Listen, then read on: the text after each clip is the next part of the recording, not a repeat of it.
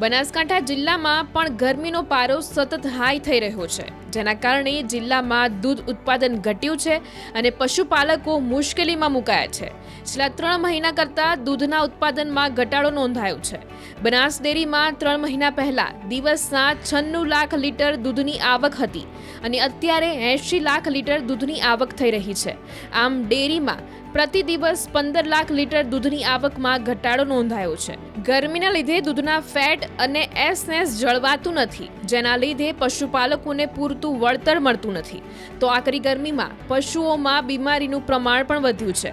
પશુપાલકો દ્વારા પશુઓને ગરમીથી બચાવવા માટે તબેલાઓમાં કુલર, પંખાઓ અને ફુવારાઓ લગાવવામાં આવ્યા છે.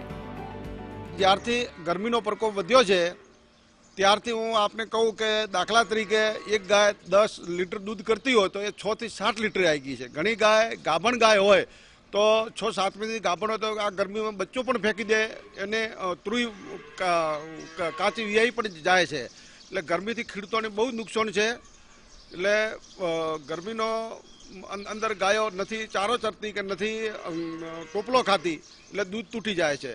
વત્તા હું આપણા માધ્યમથી ખેડૂતોને આપણી ચેનલથી માધ્યમથી અપીલ કરું છું આપણા તાલુકા જિલ્લાના કે ગરમીથી બચવું હોય, દિવસે ને દિવસે ગરમીનો પ્રકોપ બહુ વધે છે તો એક તો વૃક્ષો બધા વાવો અને ઉગાડો. અમે અમારી દાખાની અંદર છેલ્લા 2 વર્ષમાં ઓછામાં ઓછો તો 20,000 વૃક્ષ વાવીએ છીએ અને ઉછેર પણ એનો કર્યો છે. આપ કિશોરભાઈ અહીંથી નીકળો તો ગૌશાળામાં આપ એની અંદર જોતા જજો. બીજું આપણી માધ્યમથી સરકાર શ્રીને પણ હું કહેવા માગું છું કે આપણા દાદરાના તાલુકામાં રોજને 50 ટોલીઓ વૃક્ષ જે આપણા નીલજ ઝાડ છે, ખીજડી છે એને કપાઈ અને આ મિલોમાં 100 મિલોમાં જતો હોય છે તો સરકારને એ બંધ કરાવવું પડે. હું એટલી આપના માધ્યમથી વિનંતી કરું છું. પશુને અત્યારે જો અમે તો કુલર લગાવ્યા છે, પછી આપણે પેલા ધુમ્મસ ફુવારા એ બી ચાલુ કર્યા છે, પણ બધા ખેડૂતો આવું ન કરી શકતા હોય. એટલે ગરમીની અંદર તો હવે આ તો કે તો કુદરતી ગરમી ઓછી થાય અથવા કુલર અને એ સિસ્ટમ કરવી પડે તો જ પશુ બચી શકે. દૂધમાં સાહેબ આ મારી દૂધ મંડળી છે કે રોજનું 35,000 પર ડે દૂધ હતું તો અત્યારે 25 થી 26,000 લીટર દૂધ થઈ ગયું છે.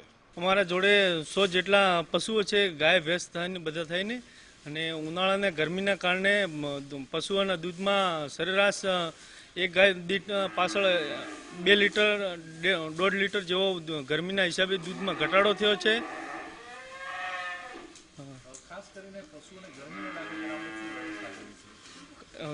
ગાયો માટે ગરમી ન લાગે એના માટે પંખા છે અને મિની ફુવારા લગાવેલા છે, અને તેમ છતાં જો વધારે ગરમી પડે તો કુલરો ચાલુ કરીએ, એસી કુલરો. ગરમીના કારણે પશુઓમાં તાવની બીમારી આવી જાય અને એનાથી ચારો ન ચરે અને પશુ દૂધમાં ગાભણ પણ રહેતું ને રિપીટ આવવાનો પ્રશ્ન વધારે રહે. દૂધમાં ઘટાડો ન થાય એના કારણે અમે કુલર અને પંખા અને એસી અને એવું બધું ફિટ કર્યું છે. અમારા પરિવારમાં આગળથી પશુપાલન માટે કરેલા છે, ધંધો કરીએ છીએ. એમના દૂધમાં વધારો કરવા માટે એસી, કુલર અને પંખા લગાવેલા છે, ફુવારા લગાવેલા છે ત્યાંથી, કારણ કે ઢોરોને ગરમી ન લાગે. ખાસ કરીને એમને પરિવારમાં અમારા દીકરા દીકરીઓને જેમ સાચવીએ છીએ, કારણ કે આપણને ગરમી લાગે તો ઘરે જઈને પંખા નીચે કે એસી નીચે બેસી શકીએ છીએ, પણ ઢોર બિચારા ક્યાં જાય, એમના માટે સગવડ કરી છે કુલરની અને ફુવારા ગોઠવ્યા છે, જેમથી એમને રાહત મળે.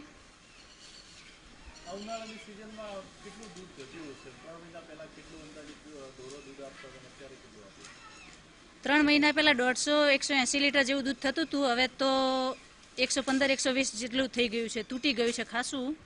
40 થી 50 લીટર જેટલા દૂધમાં અછત થઈ છે. મતલબ નાના મોટા થઈને આમ જોવા જવો તો 80 જેટલા ઢોર છે પશુપાલનો.